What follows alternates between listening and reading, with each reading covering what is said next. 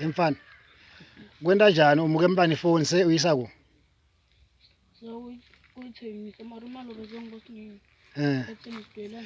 Lokuthi bathi usigebengu basisa ku. Kwenda njani? Lo khuluma ekuqaleni ngikhuluma kona nyalo. Usho lo makala kunika muzo lokuthi wente njani ngalomuzi. Emfana khuluma kakhulu mana ngofu. Maka mathebelo wakho. Unika umthuthi wendeni ngawo.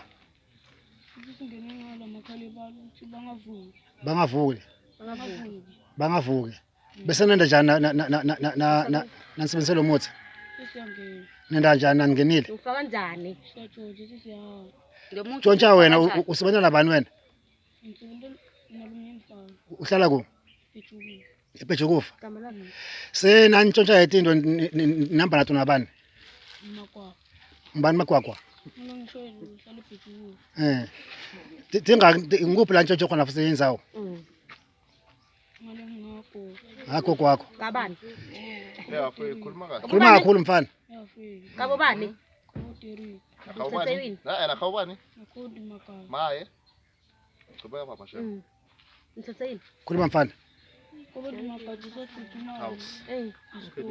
Nestofu.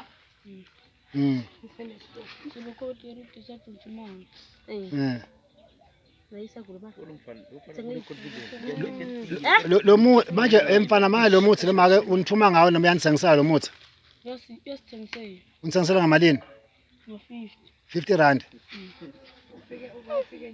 Manje lo muthi nina njani naningena la kula makhaya? Ufaka kanjani? Niufaka kanjani naningena la kula makhaya nanifuna ukutshontsha khona? Ufaka kanjani? Singasengena, siyamkhipha. Siyamfufutha, samthela lapha. Fana nokuthi ungena la kuleli khaya leli wena njani? Na ungena la gedeni ufaka la gedeni kumbe ufaka lapha eminyango? Ufaka la minyango la bangena khona. Sebalala labantu. Balinza futhi lala ngaphandle. Siyalinza kancane. Khashana.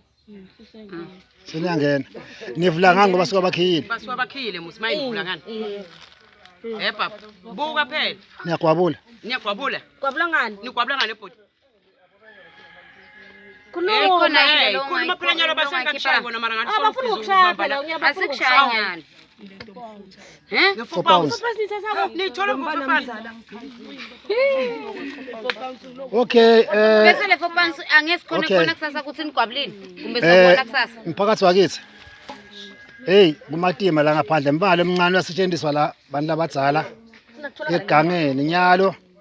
Bahamba naye ayokhomba la lethi indoda khona khona konke. So ngolo usigebengu sibuka sibantu labadzala nakamfana omncane so asigebengu ngibuke mfana sasaba kumshathi nemncane nomntwana lo. Okay mfana wami ngiyabonga danko. Hello Mzansi, welcome to Mgosi waseMzansi. Nangumntwana nangobanjiwe lo mntwana lona uhamba ngeni emakhaya abantu agqekeza guys. One lo mntwana lona mncane ngendlela lesimanga. Mncane ngendlela lesimanga but soqalile so ngena emakhaya abantu uyagqekeza ungena emakhaya abantu uyantshontsha and umbona umbuka lo mntwana ukuthi usigebengu uyantshontsha. Indlela akhuluma ngakhona, indlela ababuka ngakhona iyathusa nje. So uyasho ukuthi bangena emakhaya abantu basebenzisa muthi bayawuthenga kumakezibani. Lo muthi lo makubathengisela nga50 rand, lo muthi bafike bawuphuphuthe egedeni bathe eminyango lapha kuleli khaya bathe egedeni bafike bawuphuphuthe. Uma bawuphuphutha banikati bakuleli khaya bayolala bonke ubalale bangavuki bantshontshe baze bahambe. Bathi nivula ngani? Bathi sivula nge4 pounds.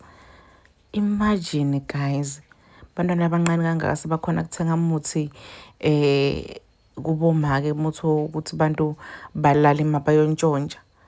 Udebude ukuthi hayibo bantu bangene njani bantshontsha angangeva baphamisa into etingaka baphuma nato angangeva because people are using umuthi ukuthi bantu balale bangavuki.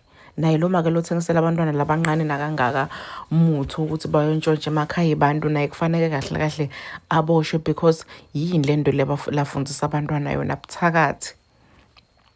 Hayi cha guys, South Africa it's really a crime scene. Kobuhlungu ngendlela lesimanga guys into letindakala. Uyabona lo mntwana vele uthi intshontshela la hlala khona njengoba uthi le indzawo intshontshe ngala ngakagogo wakhe untshontshe kabode makatso bonke labantu labantshontshelako uyabati. Please do comment what you think below down in the comment section. I'll see you on the next one. I'm signing out. Goodbye.